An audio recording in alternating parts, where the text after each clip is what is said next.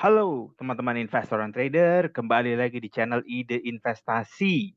Kali ini saya ingin bahas sedikit mengenai BTPS atau BTPN Syariah dengan judul Bottom Fishing dari Fundamental Divergent.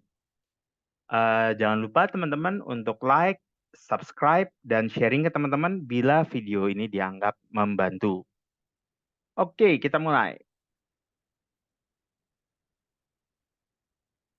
Sebelumnya, pembukaan disclaimer informasi oleh Ide Investasi adalah saya tidak mempunyai posisi pada saham BTPS dan saya tidak terafiliasi oleh emiten atau sekuritas manapun.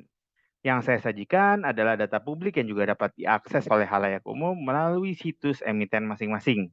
Di mana video ini adalah sifatnya edukasi berbasis data dan bukan merupakan ajakan untuk membeli atau menjual. Metodologi investment idea untuk pendekatan saham BTPS ini, ya, teman-teman bisa membaca ada 6 pendekatan, tetapi untuk BTPS ini saya akan memakai pendekatan company performance. Sebenarnya nanti agak sedikit saya singgung mengenai Indonesia makro ya teman-teman ya. Tetapi itu hanya akan saya mention sembari lewat. Jadi untuk menunjukkan impact terhadap laporan keuangannya BTPS. Sedikit latar belakang BTPS. BTPS di sektor finance, dia di industri banking syariah, mempunyai kapitalisasi pasar sebesar 14,6 T, floating stock public sebesar 29,99%. Ini lumayan besar ya.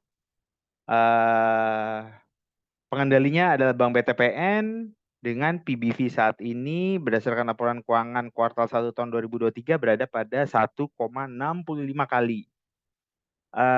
Saya nilai pergerakan BTPN ini meskipun IHSG telah menerapkan konsep floating, tetapi tidak berimpact terhadap pergerakan IHSG. Jadi kalau maksudnya tidak berimpact itu adalah kalau IHSG melakukan sideways, saham ini masih bisa melakukan bullish. Kemudian bila dibandingkan dengan saham syariah lainnya, ini adalah benchmark teman-teman. PBV di sebesar 1,65 kali. Oke, kita langsung masuk aja ke peers comparison. Ya, saya sajikan BTPS, BRIS, dan PNBS. Sebenarnya ada bank, tetapi saya memasukkan bank itu lebih ke arah bank digital. Yang saya suka dari BTPS ya adalah yang pertama operating profit marginnya teman-teman. Ya, ini sangat amat lebar bila dibandingkan peers teman-temannya. Nomor 2 yang saya suka adalah PBV. PBV-nya ini BTPS ini in between antara BRIS dan di atas PNBS. Kemudian yang saya suka nomor 3 adalah return on earnings-nya ya teman-teman.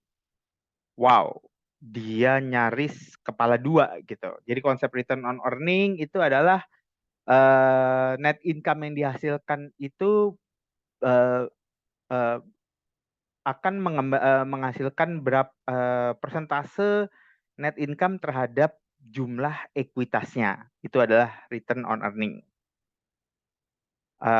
Kalau untuk banking, PB apa namanya, return on assetnya pasti kecil karena mereka ini adalah bukan asset based player, gitu. Atau bisa disebut bukan perusahaan manufaktur. Jadi yang saya lebih melihatnya adalah kepada ROE atau return on earning. Kemudian yang nomor 4, untuk kita melihat apakah saham ini murah adalah memakai pendekatan EV per EBITDA. Ya, di sini terlihat sekali bahwa EV per EBITDA-nya BTPS itu paling kecil. Jadi tolak ukurnya nilai EV per EBITDA yang paling kecil itu adalah yang paling murah. Tapi untuk banking saya rasa pendekatan PBV adalah sudah cukup. Tetapi ini untuk menggambarkan kepada teman-teman bahwa BTPS adalah sangat amat murah. Oke, kita lihat dari segi EPS kuartalan dan trailing 12 months. Ya, BTPS itu mempunyai kecenderungan di kuartal 1 itu selalu mengalami kenaikan, kemudian kenaikan berikutnya akan berada pada kuartal 4. Nah, saya sedikit mencoba menghitung EPS trailing 12 months. Jadi EPS trailing 12 months adalah dari kuarter 2 ini saya tambahkan terus EPS-nya sampai dengan ke kuarter 1 kemarin. Kita melihat bahwa EPS TTM-nya berada pada level 233 ya teman-teman. 233 berarti earning per share-nya sudah ada di atas dari total full year 2022. Oke, jadi saya bukan memakai yang 221 karena 221 ini ada annualize. Nah, annualize cara perhitungan PER tidak tepat kalau memakai annualize yang cuma dikali 4 nih. Dikali 4 dari kuarter 1 dikali 4, nah itu kurang tepat. Jadi pendekatan yang lebih tepat adalah memakai EPS TTM. Kuarter 2, saya tambahkan kuarter 3, tambah kuarter 4, dan saya tambahkan kuarter 1 menjadi EPS trailing 12 months. Sehingga menghasilkan per BTPS pada level 8,21 kali price earning ratio-nya. Sedangkan saya mendapatkan min pernya BTPS berada pada 16,9 kali. Tapi teman-teman jangan happy dulu, karena ini bukan berarti harga BTPS akan langsung dikali 2 ya. Bukan seperti itu teman-teman. Oke, sekarang kita cek lanjutan. Ini adalah BTPS weekly chart. Kalau teman-teman perhatikan, BTPS ini sudah menyentuh harga level pada saat terjadinya COVID. Ya kurang lebih sama ya. Saya mengambil weekly chart biar ngelihatnya lebih mudah dan lebih enak. Tapi yang perlu kita ingat dan kita bandingkan adalah bukan harganya, tetapi adalah fundamental dari perusahaan BTPS ini. Apakah fundamentalnya mendukung? Mari kita cek. Ini yang saya sebut dengan divergent book value per share. Ya, teman-teman bisa melihat ya. Harga BTPS ini turun terus, ya. Tetapi book value per share-nya selalu mengalami kenaikan. Nah, ini yang saya sebut dengan divergent book value per share. Jadi harga turun terus, tapi book value per share-nya mengalami kenaikan. Sehingga mengakibatkan ya pergerakan yang searah antara price dengan price to book value-nya, teman-teman. Teman-teman bisa lihat. Dan kalau teman-teman bandingkan, bahkan price to book value saat ini adalah price to book value terendah dibandingkan pada saat terjadinya saham dibuang pada saat terjadinya COVID, teman-teman. Jadi wow, ini sangat amat murah BTPS ini. Kemudian kalau kita ngelihat dari growth-nya, ya, yang di sebelah kiri ini adalah secara year on year, secara tahunan. Jadi kuarter 1 dibandingkan dengan kuarter 1. Yang saya mau highlight adalah, ya ini yang tadi saya bilang saya akan sedikit menyambar makroekonomi di Indonesia. Teman-teman bisa melihat, di kuarter 1 pun sudah terlihat bahwa pendapatan itu masih tumbuh secara tahunan, tetapi delta perubahannya sudah mulai mengecil, teman-teman. Ya, teman-teman lihat nih. Delta perubahannya sudah mulai mengecil. Saya yakin ini pun juga pasti dialami oleh bank-bank BUMN lainnya. Net income growth juga semakin lama semakin mengecil, teman-teman. Nah, ini yang penting untuk teman-teman lihat, untuk ketahui. Sedangkan untuk kita bandingkan dengan Q on Q, ya, revenue growth dibandingkan pendapatan di kuartal 1 dibandingkan pendapatan kuartal 4 adalah turun sebesar 2%. Kemudian dibandingkan dengan pada tahun 2022, BTPS malah mengalami kenaikan sebesar 1,5%. Untuk sisi net income-nya, secara kuartal per kuartalan, BTPS ini mengalami penurunan ya teman-teman. Secara kuartalan, kuartal 4 dibanding kuartal 1. Tetapi kan tadi teman-teman sudah lihat bahwa memang secara tren BTPS itu dia akan di-boosting di kuartal keempat. Kebiasaannya BTPN adalah seperti itu.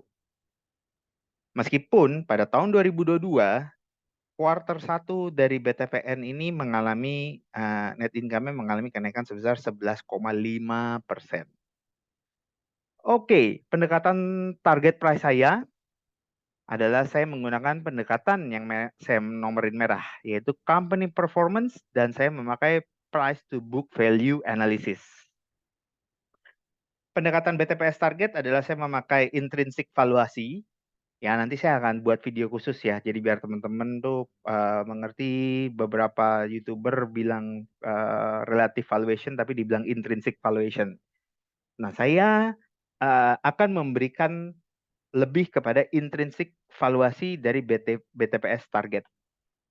Untuk kinerja fiskal year 2023, estimasinya saya mengestimasi growth book value per share-nya adalah 10%. Sehingga bila book value per share-nya diasumsikan tumbuh menjadi 1.212,69 kali, book value per share-nya bila 1.212,69, maka PBV-nya saat ini itu adalah berada pada level 0,63 kali, teman-teman. Jadi saya memakai forward PBV. Jadi PBV untuk BTPS ya adalah di level saat ini adalah sebesar 0,63 kali. Dan kunci dari intrinsic valuasi ini adalah asumsi growth-nya yang teman-teman harus perhatikan. Sehingga dengan EPS trailing 12 months sebesar 233, maka target harga dari BTPS akan berada pada level 3.150. Itu saja level 3.150 adalah saya hanya memakai pendekatan -1 standar deviasi. Sorry, ini bukan untuk 10 tahun ya yang saya pakai. Ini saya masih belum saya edit. Jadi pendekatan yang saya pakai adalah -1 standar deviasi 3 tahun.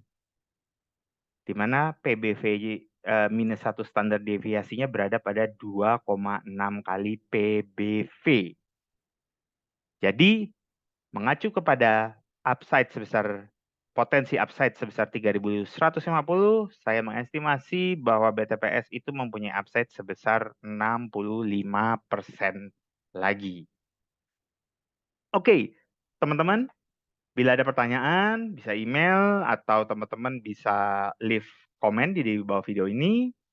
Saya ulangi, disclaimer informasi oleh ID Investasi adalah saya tidak mempunyai posisi pada saham BTPS dan saya tidak terafiliasi oleh emiten atau sekuritas manapun. Data yang disajikan adalah data publik yang dapat diakses oleh masyarakat umum.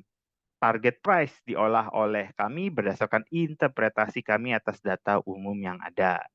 Jadi, semoga teman-teman bisa cuan bila memutuskan masuk ke dalam BTPS dan jangan lupa like, komen, share videonya bila dianggap membantu keputusan teman-teman, dan salam ide investasi. Nantikan video-video saya berikutnya di channel Ide Investasi.